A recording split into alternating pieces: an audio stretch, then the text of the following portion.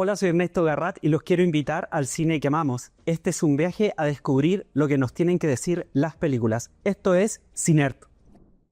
Hola, ¿qué tal? Soy Ernesto Garrat y estamos en este nuevo espacio del ciudadano llamado Cinert. Sí, una mezcla entre cine y nerd. Se me estalló la cabeza después de pensar esa idea.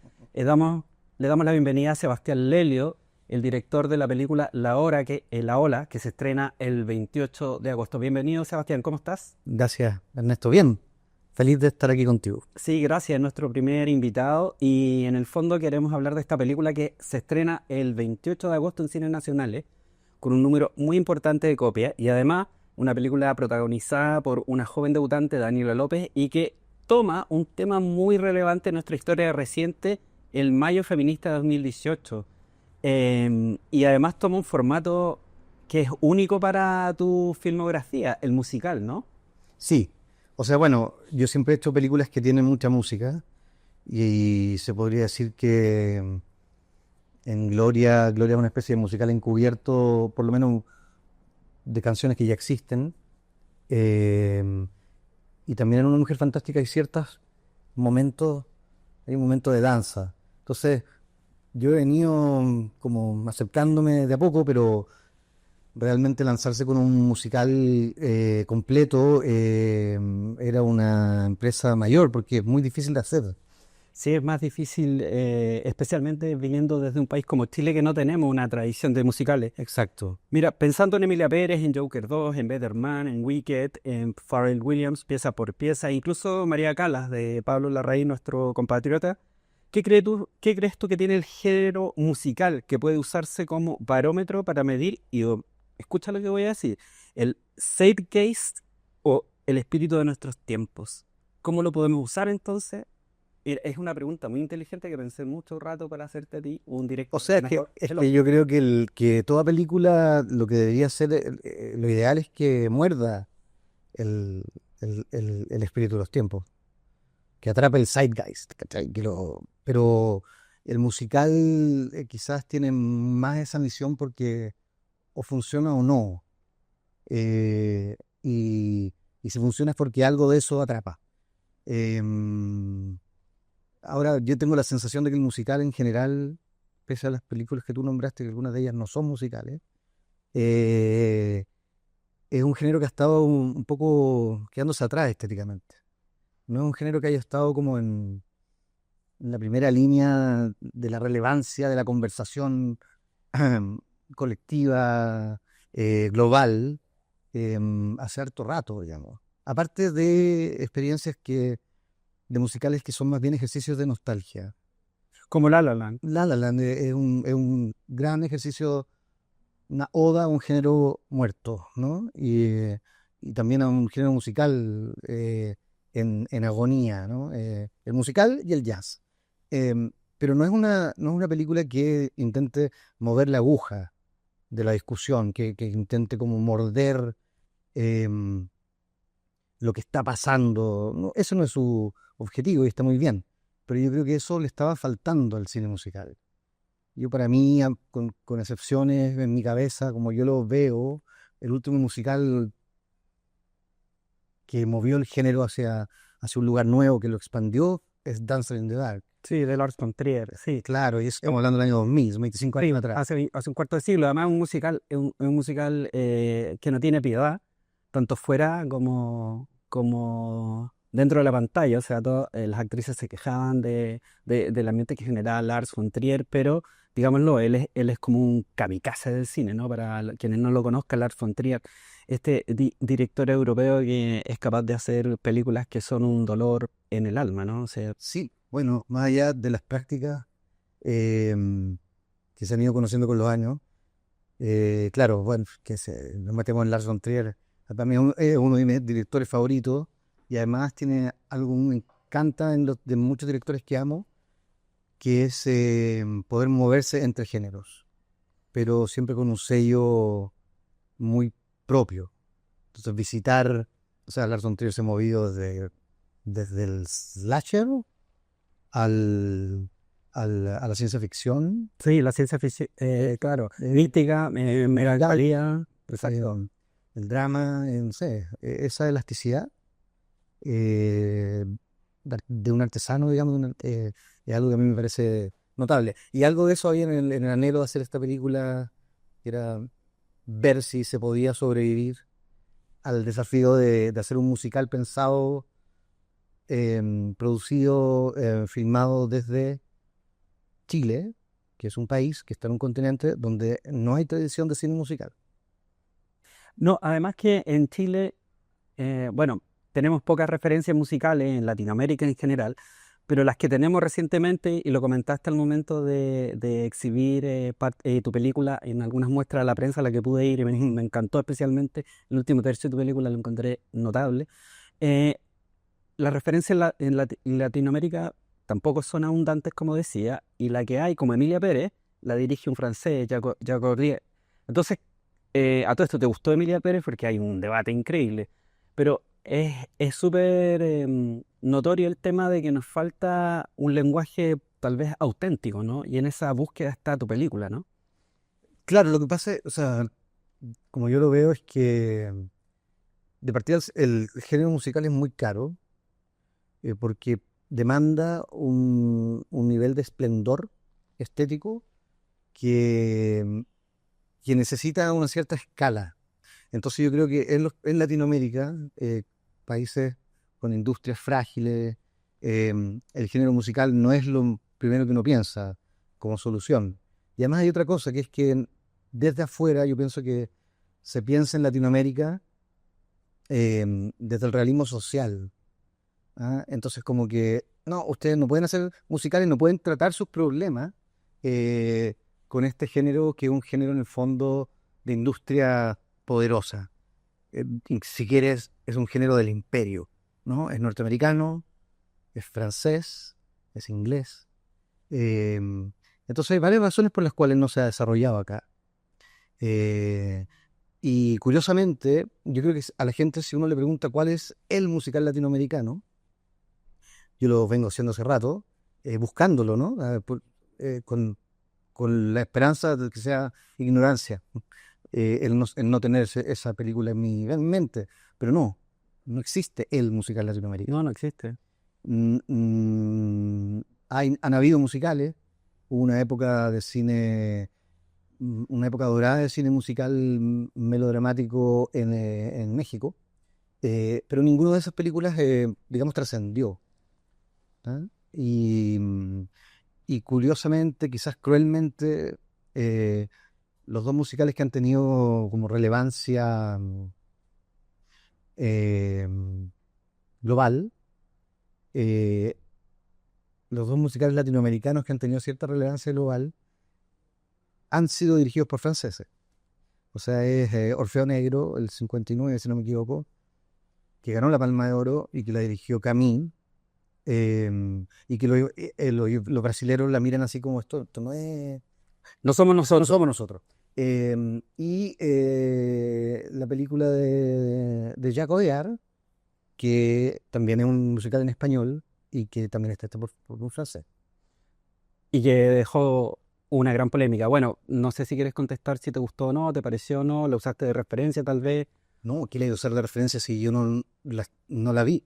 Yo la estaba Ah, filmando, perfecto. claro, yo estaba esperanzado de que lo que Audiard podía hacer, pero no tengo nada que ver con esa película. Perfecto. Perfecto, vamos a omitirla entonces, vamos a borrar esta parte de la No, no, entrevista. sí, es todo lo que puedo decir. O sea, yo estoy en otro lado. Nosotros no estamos haciendo turismo cultural, pero estamos hablando de un tema que nos compete, que nos importa en la piel. eh, no- eh, eh, y eso creo que nos aleja. Hay una cosa interesante que plantea la película, justamente es el mayo feminista. Y esta película está coescrita además con tres escritoras y tú. Y cuéntanos cómo fue ese proceso de escritura, porque para, para entender tu filmografía hay que entender que tú siempre tomas el punto de vista de las mujeres, o en muchas de tus películas hay un punto de vista femenino muy fuerte. Gloria, por ejemplo, Desobediencia, por ejemplo, también la última película de Wonder, que está en Netflix con Florence Pugh. Entonces, ¿cómo fue ese trabajo y cómo escuchaste esas voces femeninas a la hora para que tu protagonista sacara la voz? Claro, lo que pasa es que el anhelo de hacer un musical de pronto se conectó con el universo del Mayo feminista, ¿no? En que obviamente yo estaba siguiendo con atención, como en tanto ciudadano, em, y con admiración y con atención. Em, y la idea de cruzar las dos cosas, cuando aparece, lo primero que pensé, digamos, fue esto: obviamente no lo puedo escribir yo, solo. Em, Sería bueno escribirlo con mujeres, guionistas, y estando yo en minoría, digamos. Sería bueno tener ese problema. Y así fue como se unió al equipo, digamos, o constituimos el equipo de guionistas: Manuel Infante, Paloma Sala, Josefina Fernández y yo. Y fue súper interesante porque, digamos, nos demoramos 5 años, eh, porque, bueno, fue una película difícil de escribir. Además, ¿cómo se escribe un musical? Exacto. Hubo que aprender a escribir un musical, etcétera. Y también fue muy interesante para mí porque yo me fui dando cuenta rápidamente que yo no quería hacer una película únicamente acerca de lo que yo pensaba. Me parece que es un poco aburrido. Me parece que era una buena oportunidad para hacer una co-creación en la cual se pudiese retratar lo que muchos sectores piensan en torno a las demandas, en este caso, que se plantearon en el Mayo feminista, en las demandas de las mujeres, que por lo demás a mí me parecen de sentido común, pero hay mucha gente que se asusta con eso y que tiene mucho rechazo.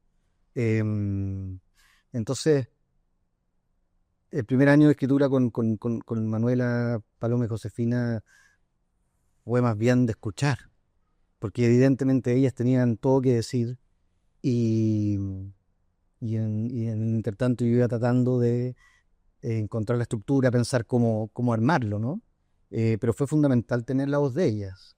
Además que la película, como lo hablábamos un poco antes fuera de cámara, a pesar de que relata o está ambientada en hechos de hace ya un plan quinquenal atrás o más, resiste el paso del tiempo, porque tal vez no toma solo un punto de vista, sino que, como tú dices, toma distintos puntos de vista. La historia consiste en eso, en refleja, y para que nos vayan atendiendo las personas que deben ir a verla al cine, porque está muy, muy bien hecha, muy, muy bien lograda.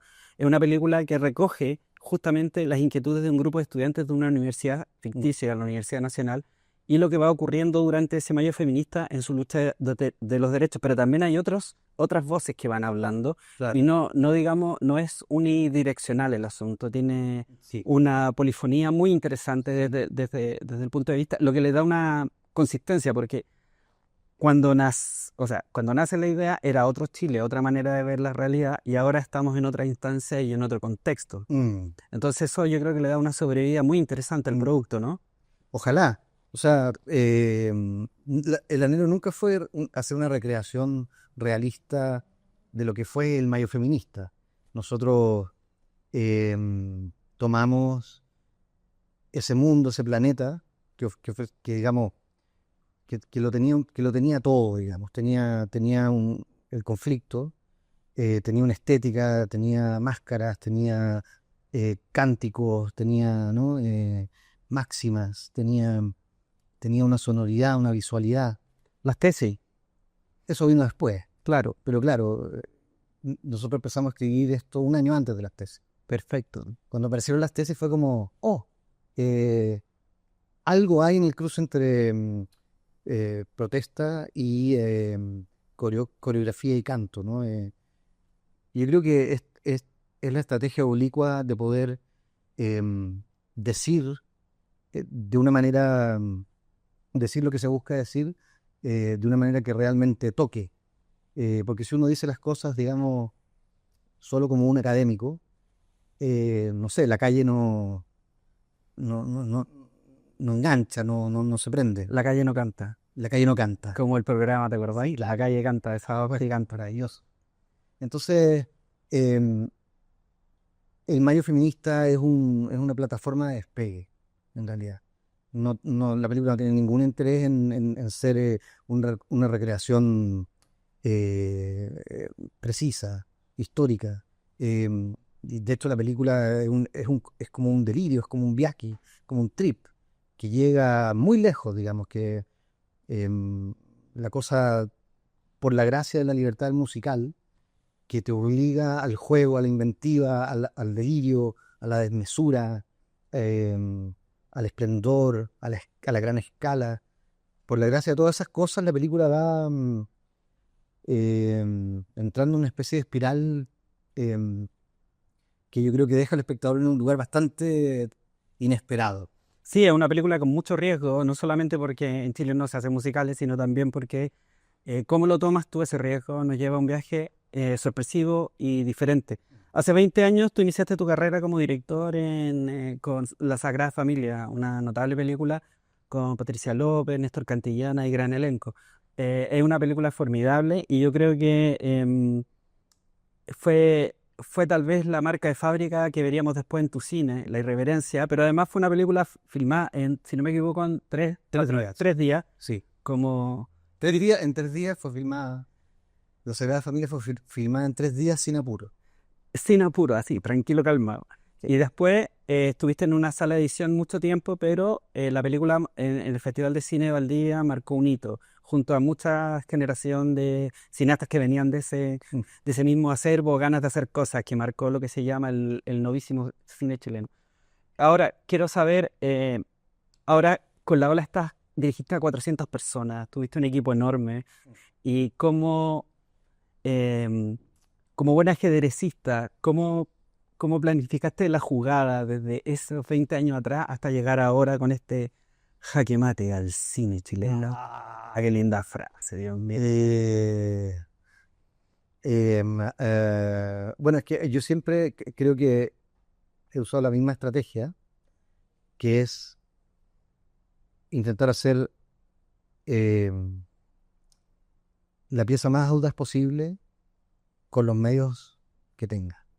Entonces, La Sagrada Familia, mi primera película, es una película hecha con un guión sin diálogos, filmada en 3 días, como te digo, sin apuro, editada durante un año por mí mismo, porque era todo lo que podía hacer en ese momento.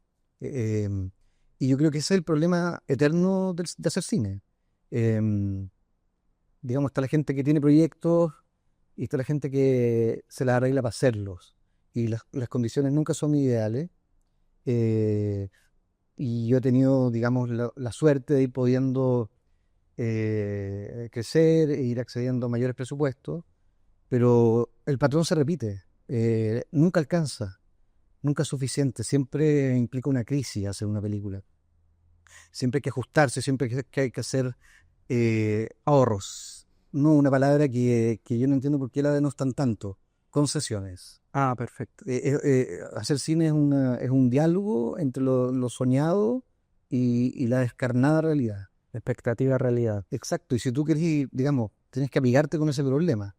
A mí me encanta esa fricción, me encanta que haya que encontrar la forma de sacar adelante eh, tu película sin deformarla tanto para que de ser lo que tú imaginas o lo que quieres que diga. Y en este caso es mi primera película en Chile después del Oscar. Así es.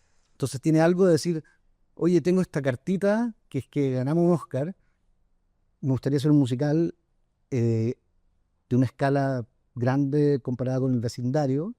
¿Se podrá?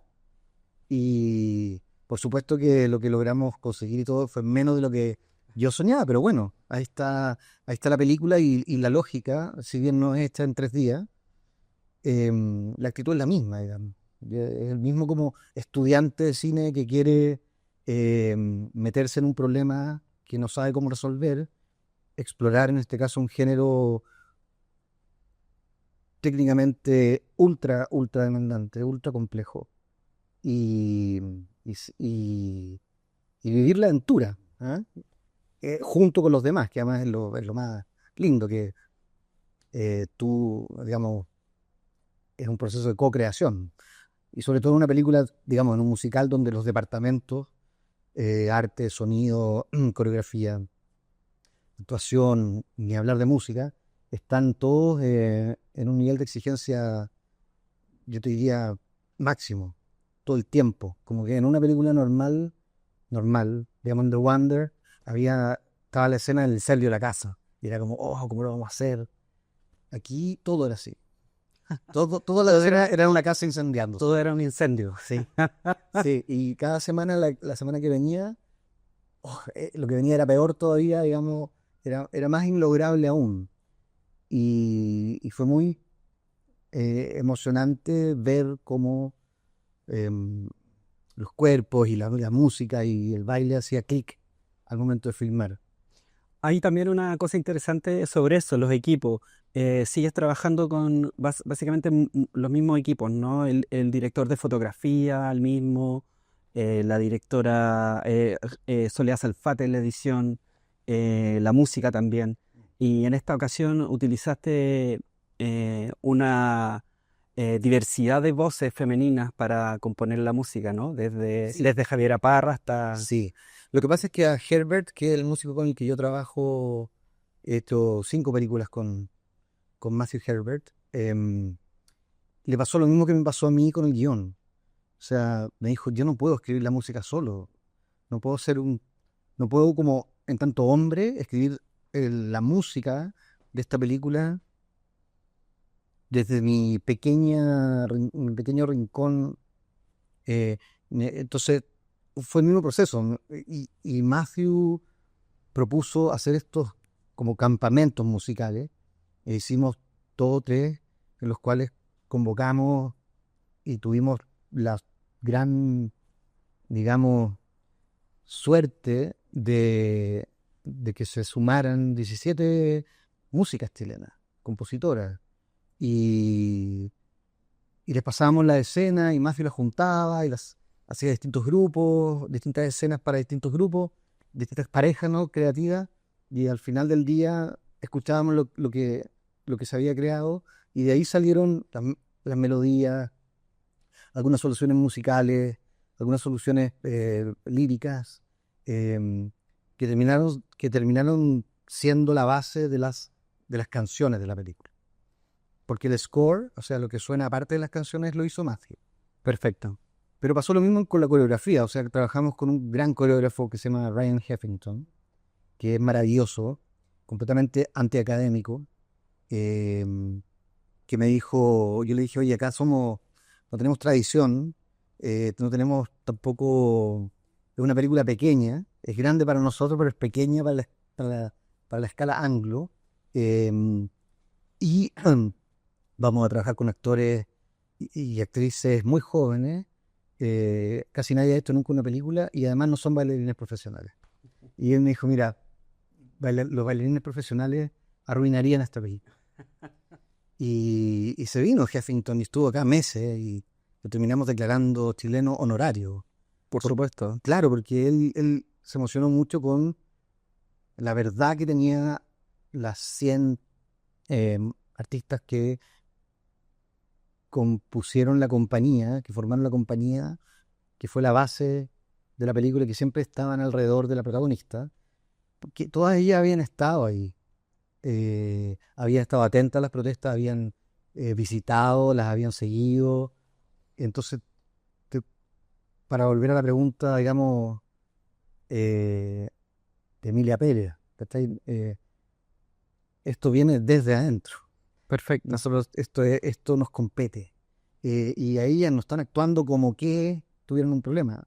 Ellas, ellas han vivido estos conflictos y son la generación que se hizo joven eh, eh, con esto, con, en el momento en que el feminismo logró poner en la discusión pública todas estas problemáticas que la película, digamos, explora. La película no resuelve, No, no da soluciones. no da soluciones. No, y es interesante eso, esas visiones me llamó mucho la atención porque no se casa con un solo punto de vista. Hay una cosa interesante que tú dijiste que es como no ser Emilia Pérez, porque a Emilia Pérez la acusaron de apropiación cultural, entre otras cosas. Pero tú te pones el parche antelería con una talla muy buena en la película, que pones que haces una talla metafílmica, donde pones a un director interpretándote a ti, diciendo, bueno, yo soy un hombre y estoy dirigiendo esta película, como echándote para la talla. Y esas tallas también metafílmicas o comentarios metafílmicos también están en The Wonder y forman parte de tu, Sí, de tu sello, ¿no? o sea, hace rato, es que yo amo el metacine y hace rato estoy buscando cómo entrar ahí. Pero más que por darse el gustito de hacer ese chiste, lo que pasa es que ellas dan vuelta a todas las piedras, digamos, buscando una solución ante, ante los abusos que luego de ser denunciados no llegan a ninguna parte. Entonces van a las autoridades de la universidad, ¿no? Van a la policía. Em, eh, Buscan en todos los estamentos un camino posible y no lo encuentran. Y, y claro, po, la última piedra que había que dar vuelta era decir, bueno, a lo mejor ellos deben saber, ¿no? Los que están haciendo La la película. película. Porque, Están contando la historia. exacto, lo que pasa es que en un minuto, por supuesto, la película, cuando la vean, hay una cita entre la protagonista y su ayudante de canto, de la que no tenemos idea qué pasó. Cuando entran en la casa, se cierra la puerta en nuestras narices y no sabemos lo que pasó en esa escena. Es una escena, por definición, faltante. Entonces, mientras la película se desarrolla, empiezan a decir, bueno, pero ¿por qué no, si, si queremos saber qué pasó, si fue o no fue em, un agravio, si fue o no fue un delito, un abuso, ¿por qué no leemos la escena faltante, po? Si debe haber estado. Entonces, es que nunca estuvo la escena faltante, porque por definición, lo que pasa en privado entre dos personas es una escena que siempre va a faltar. Y ahí no llega lo colectivo, no llega la ley, no llega, queda entre la ética, queda en la privacidad de la ética, que, que exista o no, entre dos personas. Entonces, el dilema de que sí, que no, eh, es como lo central en la película, ¿no?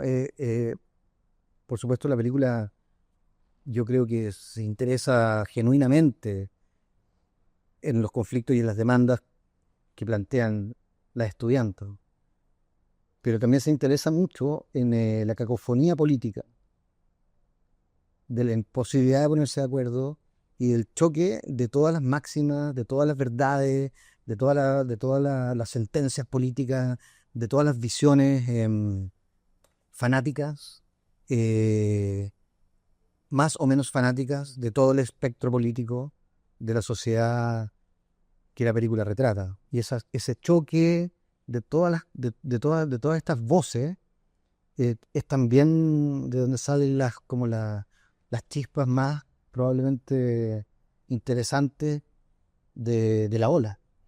Sí, yo también creo, y creo que en esta como visión, esta vuelta de filmar a Chile después del Oscar, es súper interesante cómo te aproximas a la chilenidad. Para ir terminando, siendo justos con el tiempo y siendo justos con tu tiempo, y te agradezco haber estado acá en este primer capítulo de Cinert, acá en El Ciudadano, quiero hacerte una consulta. O sea, tienes dos próximos proyectos que son noticia. Uno, la adaptación del libro de Zambra, Alejandro Zambra, gran escritor chileno, y también una biopic de Carl Sagan, Voyagers, con Andrew Garfield fichado y su vínculo y su relación con Andrew Ian, que es su mujer y que no es la mujer de Carl Sagan, ella tiene mérito por sí sola. Una vez la entrevisté, así que bacán, sí, bacán, antes que Bill Leila, muy, muy bacán ella. Entonces, ¿qué tan...? Porque como que define un poco tu brújula. Por un lado tenía un proyecto súper chileno, pero por otro, de nuevo, Estados Unidos, porque ya ha filmado en inglés varias veces y con bastante éxito. Entonces, ¿cuál es el camino de Sebastián en estos El de momentos? siempre, filmar lo que pueda filmar cuando se den las condiciones, o sea, y como pueda, sabiendo que nunca van a ser ideales. El- no sé si va a ser primero Voyagers, me encantaría. Eh, eh, Poeta chileno no fue nuestra intención anunciarlo, pero fuimos a Cannes a una instancia en la que se publicó, digamos, que el proyecto existía y ¡paf! Todo el mundo supo, pero sí interesante porque hemos recibido mucho cariño, ¿no? Porque es un libro muy querido y con justa razón. Es un clásico, es un nuevo clásico de la literatura latinoamericana. Em, y bueno, y tengo un par de proyectos más que también exploran otros géneros. Entonces, em, hay que ver cuál va a ser la tortuga que va a Claro, lograr llegar al mar antes de que se la coman la gaviota. las aves rapaces. Oye, y Lelio baila de nuevo, ¿no? ¿Te gustaría hacer un musical nuevo, no? Mira, por ahora yo creo que estoy bien. Prefiero, o sea, lo bueno es que aprendí a hacer musicales. Entonces, Buenísimo. yo creo que si aprendes a hacer musicales, poco menos que podría hacer cualquier cosa. Ya, genial. Muchas gracias por estar en sintonía con nosotros y espero que puedan disfrutar de este episodio de Cinert. Y gracias, Sebastián. Recuerden, el 28 de agosto tienen que ir a ver sí o sí La Ola en cine chileno. Gracias. Gracias, Ernesto. Hola, ¿qué tal? Soy Ernesto Garrat y los quiero invitar a un viaje al cine que amamos. Esta es una invitación a descubrir lo que no tienen que decir las películas. Esto es Cinert. Hola, hola, ¿cómo están? Hola, Daniela. Les quiero presentar a Daniela Berrío, Hola. mi amiga cinéfila, adicta a la serie, a la cultura pop. Y hoy día vamos a hablar de algunas noticias o cosas que nos parecen relevantes en Cinert. Este programa es audio podcast de El Ciudadano. ¿Cómo estáis, Dani? Bien, ¿y tú, Ernesto? Bien, qué bueno tenerte acá. Sí, gracias por invitarme. Vengo a clase yo acá. No, no, yo clases contigo. Dani es geógrafa, hemos hablado muchas cosas porque yo como en mi faceta de escritor me gusta escribir de lugares y tu aporte siempre es súper bueno. Oye, gracias por venir acá a comentar esta noticia y cosas de Cinert. A todo esto, ¿me puedes repetir tus redes sociales? Porque además eres influencer y además eres una persona muy activa en las redes sociales. Claro. O sea, primero que todo, mi nombre real es Daniela Berrío Serens. Ese es mi nombre de yo como persona, pero como influencer tengo un alter ego de un hada. Y me pueden encontrar en todas las redes como Dane Verso, verso con B larga y con H final, que en verdad es la conjunción de mis dos apellidos, las primeras tres letras de mis dos apellidos. Y son muy buenos tus contenidos en esas plataformas. Claro, no es de cine, sí, mi contenido. No, pero nosotros siempre hemos hablado de cine y hemos compartido, o sea, además somos vecinos. Oye, Dani, mira, yo quería hablar de algo, de un tema muy interesante que por lo menos a mí, y yo sé que lo hemos hablado fuera de cámara y nos parece interesante, que es hablar de Superman y los subtextos que hay detrás de algunas Claro. películas como Superman. Em, yo me quería quebrar contigo porque, bueno, siempre es bueno quebrarse con alguien, Quebrarse conmigo, ¿por qué? porque me gusta quebrarme con las personas. Ah, ya. No te asustes. Un momento de susto. No, y quería quebrarme porque, o quería decirte que una vez entrevisté a Tarantino y él hablaba mucho, a Quentin Tarantino, el director, y él hablaba mucho en la entrevista de la necesidad de cuando uno hace un guión, de hablar y tener claridad de lo que es el subtexto. Entonces, yo quería comentarte o conversar contigo que un tema que ha hecho mucha noticia es el subtexto de la película Superman.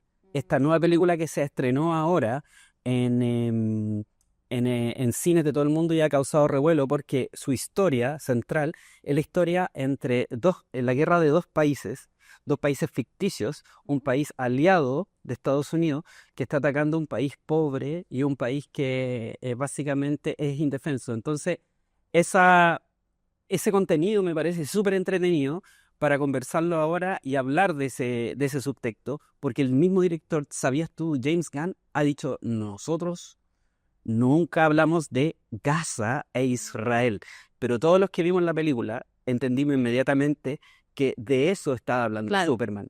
Superman es una película muy entretenida, que va al hueso, muy llevadera de estos tiempos y muy fiel al cómic original. Entonces creo que ese subtexto se deja ver súper bien y es bueno desarrollarlo y anticiparlo, ¿no? O sea, de hecho, en su origen Superman atacaba el nazismo. Claro, pues. Claro, no es como Superman normalmente se relaciona con las políticas de Estados Unidos como si fuera el emblema de ellos, pero no es así, po. No está o sea, la idea original de Superman y cómo estaba en los cómics no tiene nada que ver con las políticas internacionales de Estados Unidos. Y lo otro que me parece interesante también es que en general las películas de Superman anteriores nunca les fue muy bien, po. Tal vez por el hecho de abocarse a esta noción del sueño americano.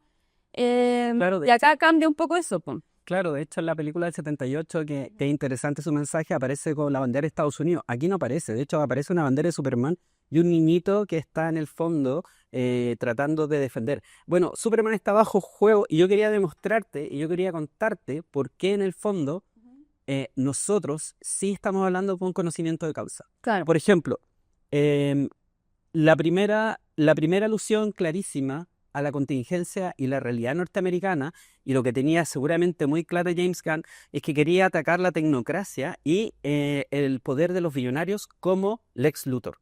Lex Luthor, interpretado por Nicholas Hoult, que es un gran actor, que nuevamente se pela y se roba la película, y de hecho fue el actor con más salario en la película, en el fondo es una interpretación o una versión de Elon Musk. Claro. Es una versión y una crítica directa al modelo que podemos ver en la película y en la vida real. Es una distinción muy loca, Dani, ¿cachai? Y nosotros podemos ver que Nicholas Hoult como Lex Luthor, en el fondo lo que está haciendo, o lo que está haciendo el guión de manera como subtextual, como entre líneas, es hablar del poder detrás de la sombra de alguien como Elon Musk, ¿no? Que el poder del dinero al final. Exacto, es lo que creo que Galemiri le tenía un nombre. Tú habláis o sea, claro, Galemiri que hablaba de la historia oculta. Exacto. Sí, claro, porque claro, yo tuve clases con él y claro, me hablaba del subtexto, que hizo un diplomado en guión de cine donde él hacía clases. Y claro, hablaba de la historia oculta y que la historia oculta de repente puede no tener absolutamente nada que ver con la historia que te están contando. Y normalmente eso tiene que ver con el autor que lo escribe, sus emociones, sus sentimientos, sus historias de vida y la visión que tiene. Pues entonces es súper interesante el poder analizar eso. Si uno no le pone cabeza, a lo mejor no lo logra ver, pero también, bueno, ahí están los cinéfilos que por eso ven 10 veces la misma película para poder encontrar los detalles que el cineasta le puso para que uno descifre esa historia oculta que está ahí. Pues entonces... Sí, y yo cuando vi esta, porque nunca había sido tan claro el paralelismo y el reflejo. Y otro punto súper indesmentible, o sea, James Gunn lo puede desmentir, pero el subtexto, la historia oculta, como dice Benjamín Galemiri, un saludo para este gran escritor y dramaturgo chileno. Gran persona también. Una gran persona, y hay que valorar a nuestro talento chileno. Es la presencia de otro dúo, otro espejo que tiene la película, que es el presidente del país malo o aliado de Estados Unidos, que el presidente Basil Guros, interpretado por el actor yugoslavo Zlatko Buric, es básicamente una referencia a Benjamín Netanyahu. Es una clara referencia. Ellos dos establecen una conexión invisible, por supuesto, no está clara en el guión. De hecho, no es una nación religiosa, pero está súper clara la intención de graficar o parecerse a una nación aliada de Estados Unidos como Israel, que está cometiendo o quiere cometer una limpieza étnica contra su vecino, un país más débil, en el caso de la película, también otro país ficticio, pero que está poblado por, en el fondo, niños o gente desarmada. De hecho, este paralelismo a todos nos dejó cuando vimos la función de prensa, así como, claro, James Gunn está hablando de política internacional sin hablarlo, o sea, se están parando en la ficción y en esta historia oculta, ¿no? Sí, pues como lo hacía Star Wars cuando hablaba de la guerra de Vietnam, al final, pues.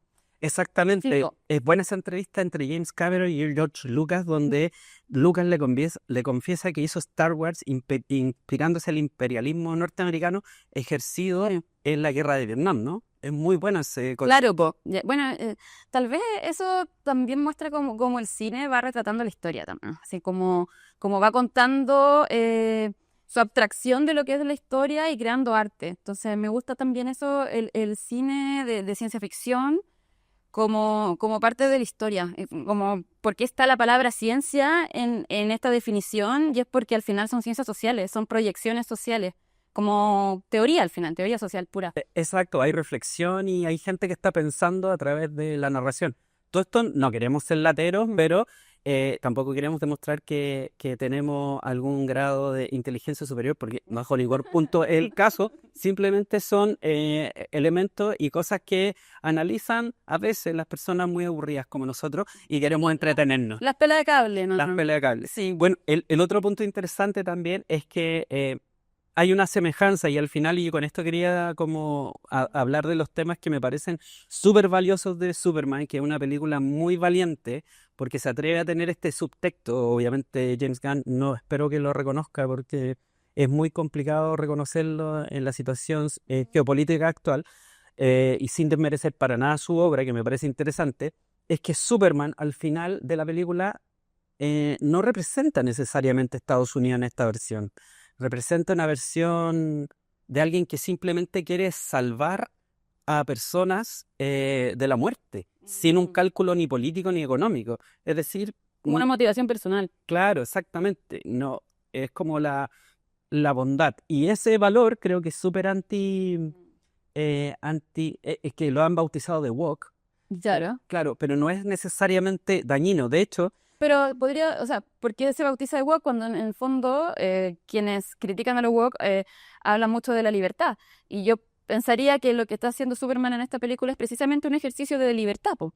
exactamente, y un ejercicio de libertad sin atadura a un modelo económico. De hecho, a un modelo económico que es en este caso, el capitalismo, el neoliberalismo. Y creo que es súper interesante en ese sentido hablar de cómo, tomándonos de la idea del meme, Superman o este Superman es como la cara bondadosa del capitalismo versus Homelander de Claro. La parodia en el fondo. la parodia en el fondo versus Homelander, que es la versión salvaje del capitalismo, que en el fondo es el fascismo. Sí, po.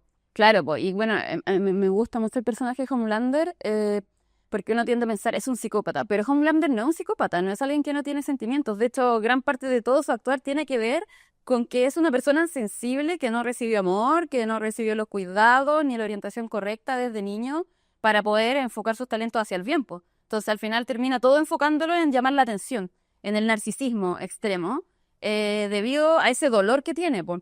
En cambio, Superman tiene una crianza diferente. Tiene una crianza con padres que lo quieren, o por lo menos en el cómic original es así. Entonces, crece con esa moral de defender al más débil, pero entiendo que aquí en esta película no es tan así.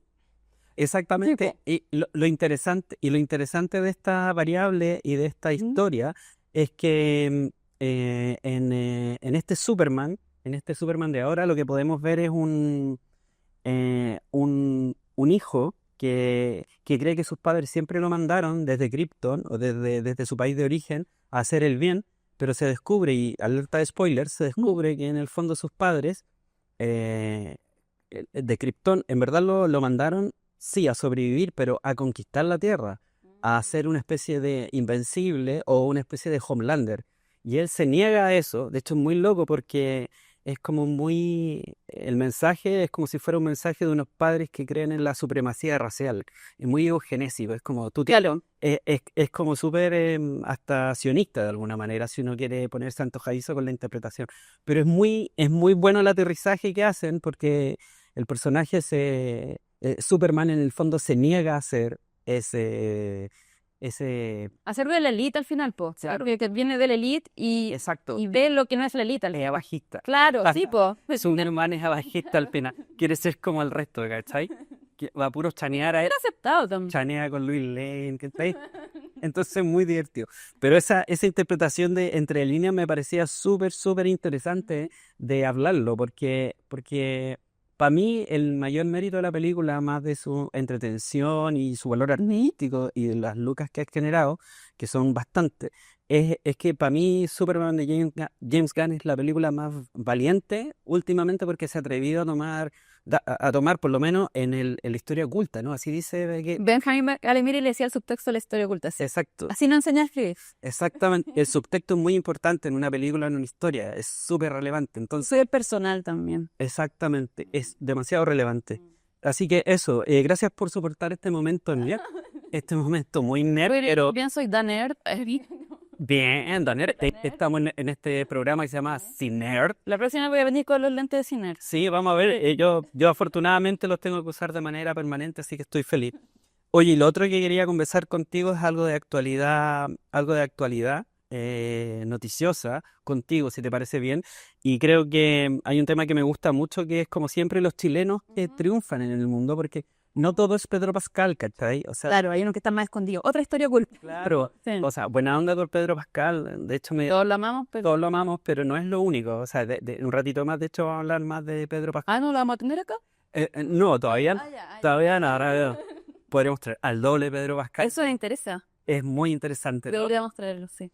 Y bueno, dentro de los temas que quiero hablar es que quiero destacar algo que, bueno, yo en cine vi una película que se llama Fórmula 1 con Brad Pitt, que es una película es como Top Gun, pero en Fórmula 1 y funciona súper bien. Y dentro de esa película hay un director de fotografía, que es un director que también ha hecho el director de fotografía de Top Gun, Maverick, que se llama Claudio Miranda, Ahí está. y Claudio Miranda es chileno.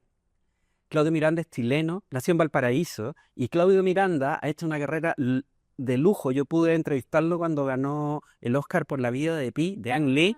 Preciosa película, ¿eh? Sí, me acuerdo que decían que lo promocionaron mucho porque él había sido el primer chileno que se había ganado un Oscar. Él fue el primer chileno que se ganó un Oscar y no lo hemos olvidado absolutamente. Y quiero destacarlo porque Fórmula 1 es una peliculaza, ha hecho mucho por el cine de acción, es un cine de calidad. Además que la fotografía y el trabajo de Claudio es vital, Daniela. O sea, ha hecho una cosa muy buena y ha desarrollado una carrera brillante. Solo quería destacar eso. Entonces, cuando uno puede invitar a alguien a ver Fórmula 1, se puede quebrar con ese detalle y decir, a mí me gusta eso de quebrarse, pero estoy tan orgulloso del talento chileno afuera, que decir, ¿sabéis qué? Un chileno hace la fotografía y el loco es de Valpo. Y tienen los ojos de Ciner. ¿Lo ves? Exacto. O sea, los lentes. Los lentes de Ciner, sí. Sí, po. Vamos a hacer como CQC, pero con lentes de nerd. El orgullo de ser Clark Kent, ¿cachai? Claro. Acá en el Ciudadano. Y es bacán. Y también quería hablarte de otro chileno que es muy joven, de un chileno que viene del Chile Real, así como una candidata. ¿Cómo será? Viene ¿Nuestra candidata? de nuestra candidata. Nuestra candidata, sí. Sí, y viene del Chile Real, y se llama Diego Céspedes. Es un joven de 29 años que en mayo más bien, acaba de ganar Ahí está. ganó el premio de Una cierta mirada, que es el premio más importante que ha ganado una película chilena en Cannes, el festival de cine más Y la importante del noticia mundo, tiempo. con la película La misteriosa mirada del flamenco. Diego yo lo admiro desde que me tocó entrevistarlo cuando vi su cortometraje, su primer cortometraje ganó la Cinefundación en Cannes también. Y la carrera de Diego ha sido fabulosa y él acaba de quedar seleccionado con la película, es súper joven y súper inteligente, y acaba de quedar seleccionado en el Festival de Cine de Toronto que se va a desarrollar del 4 al 14 de septiembre. ¿Por qué es relevante este festival? Y hago mis pronósticos, porque ese es el festival que en el fondo adivina o presagia los premios Oscar. ¿Ya? ¿Cachai? Entonces, si nosotros y si la comunidad cinematográfica chilena elige a la misteriosa mirada del flamenco como representante chilena del Oscar, Claro. es muy probable, porque yo creo que también Y vuelve a las nominadas. que llegue a las nominadas, Claro. y yo creo que también es muy probable que va a quedar con algún premio importante en Toronto. Y lo que me gusta del Diego es que a la hora de recibir el premio, aparte me agrada él como persona, me agrada él como talento, estudió en la Escuela de Cine de la Chile, es que dijo que en general los directores vienen de otros mundos, son más adinerados, Sí. y él venía de un extracto... Como siempre pasa en el arte igual. Así es. y él venía de otro mundo, él venía del mundo de la población, y que él estuviera ahí era una anomalía. Y es verdad, es una anomalía. Los directores o directoras en general en Chile vienen de clases sociales más altas. Entonces, eso a mí me encantó. Lo que rompa con el elitismo tan clásico que también, claro, compañera. No, y me encantó, y me encantó. Estamos en el Ciudadanos. Así que súper bien, podemos decirlo. Pero me encantó, y una película que prontamente vamos a ver el Esa parte es interesante porque toca hartos temas sociales, o sea, no solamente de tolerancia hacia la diversidad sexual, sino que hay una crítica importante al machismo, al elitismo, mensajes también contra el bullying, también cómo se construyen las relaciones filiales, más allá del tema de sanguíneo. Entonces, Exacto, y sí. sobre todo lo del VIH, o sea, Claro, la analogía la analogía del Sí. VIH y la presencia del VIH como algo, una enfermedad de un sector determinado de la población y no de una pandemia. Entonces, es muy bueno lo que... Y tiene como un poco de realismo mágico, entonces, exacto. claro, pues, y humor es diferente. Hay una cosa súper importante hay que tomar atención, o sea, creo que la prensa fue muy mezquina con la cobertura del triunfo del Diego Céspedes, Sí. porque nos faltó estar más contentos por ese triunfo. Quizás como hubo algún sesgo porque Diego quizás no es tan conocido y no pertenece a las clases sociales más dominantes, compañera... También el discurso que está entregando y los contextos de los medios de comunicación masivos que tenemos hoy tampoco permiten una propaganda especial a este tipo de cintas. Por eso en Cinert quisimos darle este espacio. Claro, y si Dios quiere, soy creyente, lo siento, no me crucifico. Pero sí, ¿sí, verdad? no sé, Ah, no sé. Yo creo que es mala suerte no ser creyente. hay que creer en algo, tal vez. En uno, por lo menos. Pero de que pensamiento mágico hay, pensamiento mágico hay. Y él, Si no es racional, ¿no? O sea, es chileno. si eso bueno, va diciendo todo de la gente que cree en el mal de ojo, no me crucifiques. Pero también por eso hay grandes artistas en Chile, porque hay mucho pensamiento mágico. Hay un tremendo talento en Chile y que no queda otra, pues con esta realidad inhóspita que hay, no queda otra que volarse y pensar mágicamente. Bueno, y para terminar de chilenos en el mundo triunfando, porque sí quiero hablar de Ana María Quintana. Ana María Quintana es una señora de cerca de 80 años que desde muy joven se fue de Chile a Estados Unidos a trabajar, y uno de sus primeros trabajos fue, ¿sabes qué? Se llama La Continuista. Y ella participaba en producciones de Steven Spielberg, de Cameron Crowe, y sobre todo una película que a mí me gusta mucho de 1988 que se llama Blade Runner, de Ridley Scott. Maravillosa. Y ahí podemos ver cómo está Ana María Quintana leyendo el guión, porque su trabajo es de script supervisor con Deckard, Harrison Ford. Sí, estoy con Harrison. Entonces, Yo lo amo a Harrison Ford. yo también lo he traitado 3 veces y es la raja. Y ella una vez nomás. Y ella en el fondo estaba encargada del orden de las películas. De hecho, me obsesioné tanto con esta labor de script supervisor, y aprovecho de mandarle un saludo a mi amiga Consuelo Solar, que es script supervisor en producciones de Netflix y también que han ganado el Oscar, como Women Talking. Y aprovecho de mandarle un saludo porque esa labor me inspiró a hacer una novela que se llama Error de Continuidad, que es una locura, y que es la vida de un continuista en Chile.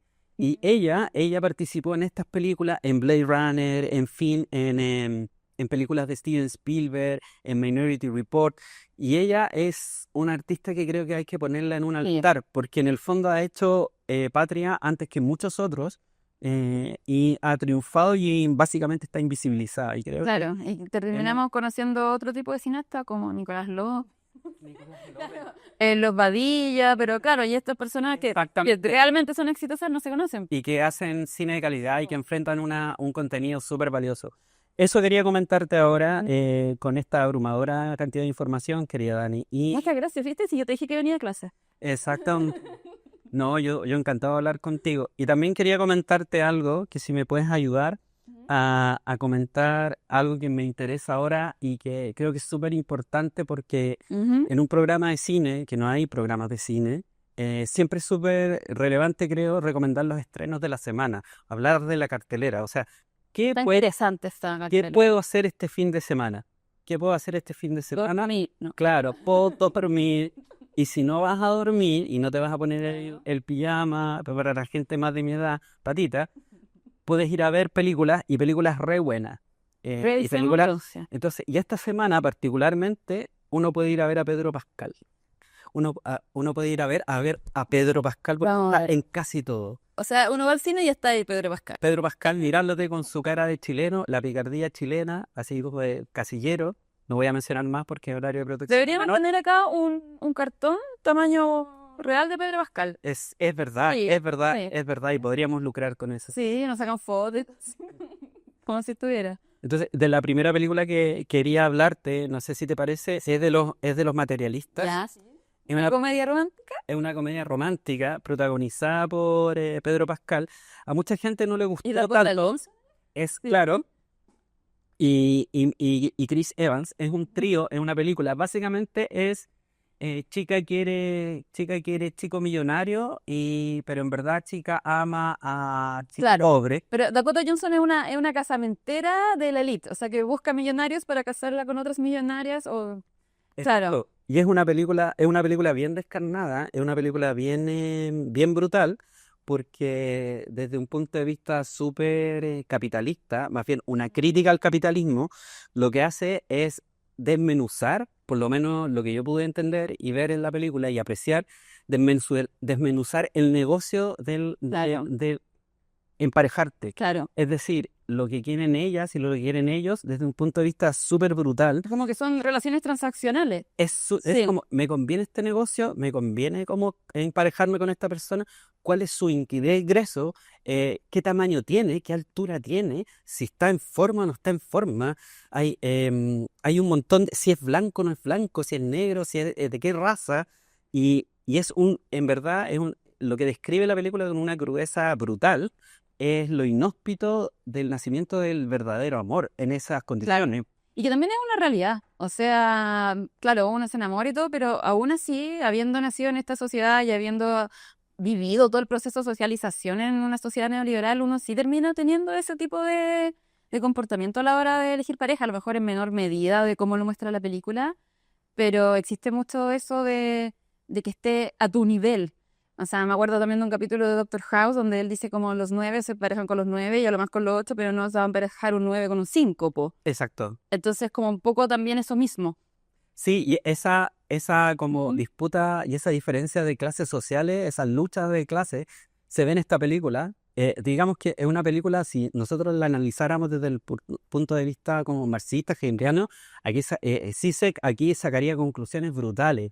Y es una película muy inteligente dirigida por Celine Song, que es una directora de origen coreano, cuya primera película de hace 5 años, que se llama Past Lives, Vidas Pasadas, a mí me removió la conciencia porque es una película que toma las mismas matrices, mujer dividida entre dos amores o dos amores abarcando a una sola fuente de amor, una mujer en este caso, o un trío romántico, pero ahora Eso fue bien premiosa. fue súper Sí. premiada, marcó una pauta increíble y todos esperábamos esta película, que me parece que es una muy buena segunda película porque es muy distinta y pone esa misma matriz como de sentimientos, pero en un ambiente adverso. Es como, Dios mío, esta película es una película de una crítica al capitalismo brutal, pero con cosplay de comedia romántica. Entonces me gusta esa estrategia que Como para romper el nicho también. para romper el Sí, nicho po. y para pensar, porque en el fondo no es lo que parece, pero es más de lo que parece.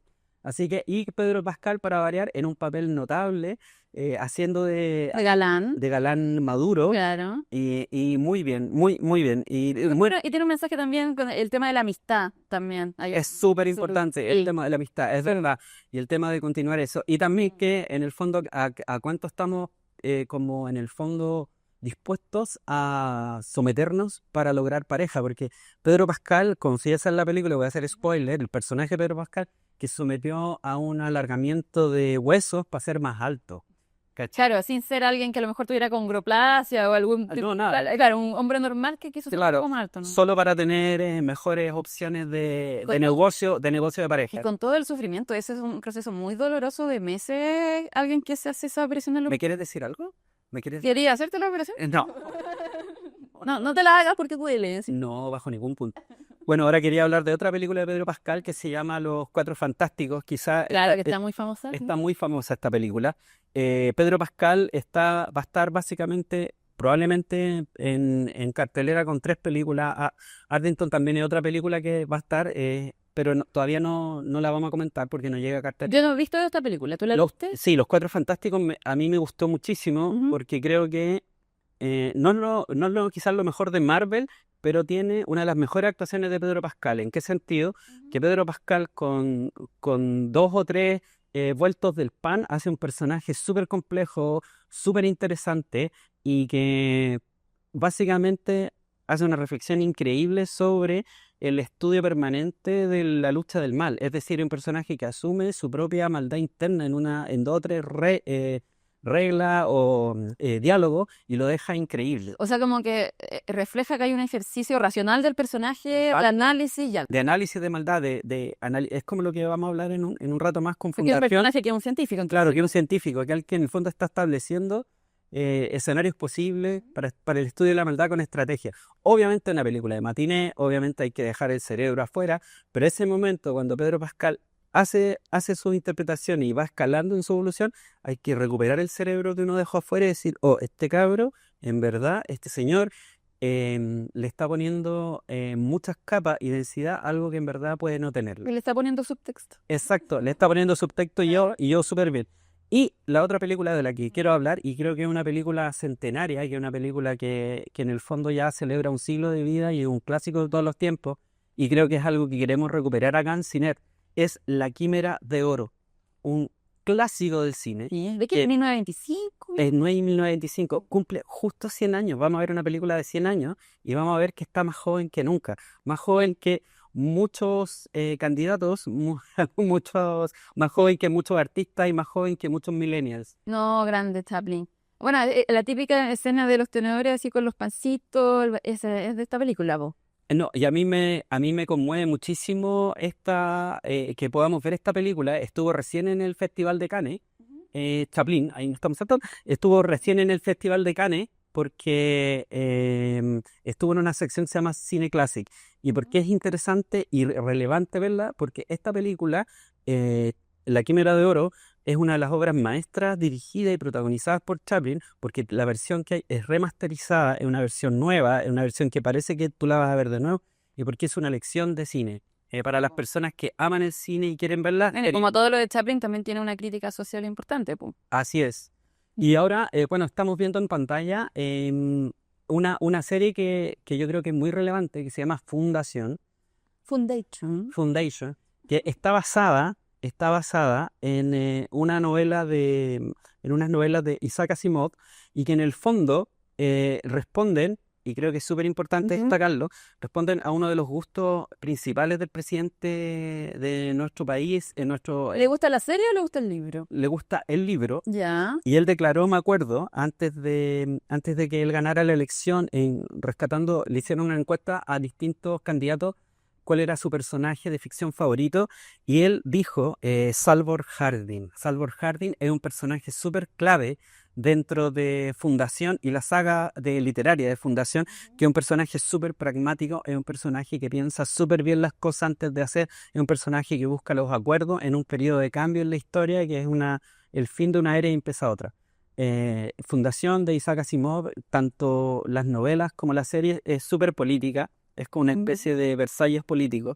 Entonces quería destacar esta serie que ya empezó en su 3.ª temporada y es soberbia, y básicamente la historia se trata de saber predecir lo que va a ocurrir en términos científicos e históricos. De hecho, de eso se trata el cuento principal, y tratar de ahorrarnos los malos ratos con las crisis y tratar de prevenir esas crisis.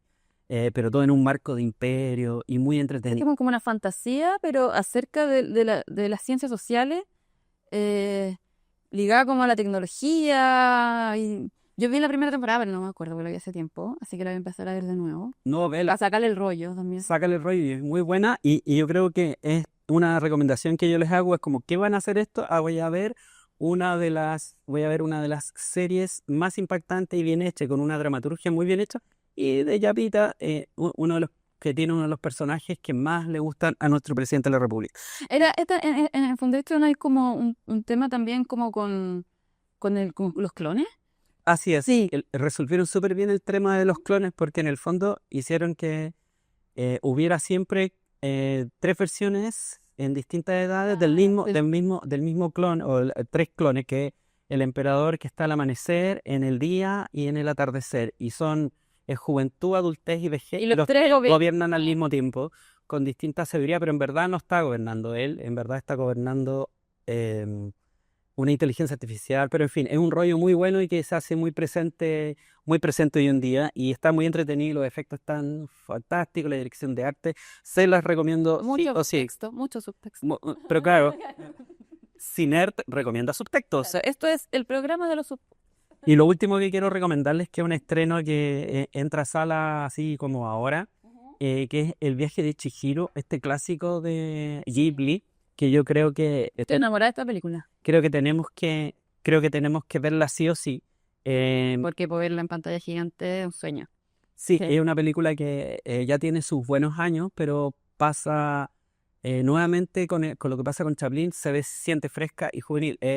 Es básicamente Alicia en el País de las Maravillas, pero en otra tecla, ¿no? Claro, o sea, claro que me gusta mucho el nombre de la película en español, El viaje de Chihiro, porque efectivamente es un viaje hacia la madurez, un viaje interno, em, que claro, que tiene que ver con todos los conflictos que puede tener alguien cuando está pasando la adolescencia, siendo adulto, aparte que, como, o sea, no es spoiler, porque al principio de la película ella se está cambiando de ciudad, entonces todo ese paso, todo ese estrés, esa ansiedad que le puede generar a una niña de 11 12 años, está reflejado de una manera artística así magistral. Em, toda la mente de esta niña, con todo este arte, todos estos personajes que Claro, está representan diferentes reflejada, cosas. reflejada. Claro, la importancia del trabajo para poder ser mejor, del autorrevisarse, el entender también al resto. Es muy bonita la película, aparte que visualmente es alucinante. A muchos les gusta verla en estados alterados. Ah, sí, no, Sí, para mí la película ya es un estado alterado, sí, es sí. fantástica porque tiene, bueno, nada, eso, y son esas recomendaciones Yo, básicamente. sí, yo tengo el DVD, me compré el DVD del Viaje de Chihiro. Tenéis que traerlo para la próxima, Claro. o como Está cerrado, pero panelista inestable, hacemos el unboxing acá en vivo. claro, porque no, me lo compré a 2 lucas en el Biobío, pero es porque, bueno, si se acaba el internet, se acaba y tengo simplemente un generador, voy a poder ver el Viaje de Chihiro. Lo mismo piensa Christopher Nolan, lo mismo piensa, hay que No rescatar es que esta con web. los cómics de Star Wars, por ejemplo, de la trilogía central de Star Wars, dije ya, incluso sin luz voy a poder seguir leyendo a Star Wars. Exactamente. Nosotros, bueno, acá tenemos nuestra trilogía El Padrino también, y tenemos películas también en VHS, Sí. porque nos gusta lo análogo, físico. Algún día les vamos a explicar a los chicos Centennial y Millennials cómo se usa esa tecnología, pero es demasiado para el primer capítulo, así que vamos a esperar. Ah, otro día de más ñoñez. Oye, te quiero agradecer ser mi invitada inestable. Y Soy invitada inestable, sí. y me Panelista. encanta. Y panelista inestable, y gracias. Y bueno, ¿Puedo promocionar mi club? por supuesto, por Ah, ya, favor. que sí, no sé si se han dado cuenta que estaba tomando aquí mi tacita, porque yo soy parte de un club de creadores de contenido progresista que se llama C3P Chile, y que, claro, somos creadores de contenido, pero ya saben, po, Sí, con la misma línea editorial que el medio de acá, y hacemos estrategias digitales, y es bien entretenido, está bien interesante, sobre todo en año de elecciones, así que para que vayan apoyando a los creadores de contenido influencers de C3P Chile. invítame, po. Estás invitado, ya eres miembro, Ya, yo soy. ya te acepté. Yo soy. Bueno, nada, muchas gracias. Y acuérdense, Los Materialistas, Los Cuatro Fantásticos, La Quimera de Oro, Fundación Ilveje Chiquiro. Chao, nos vemos. ¡Chao!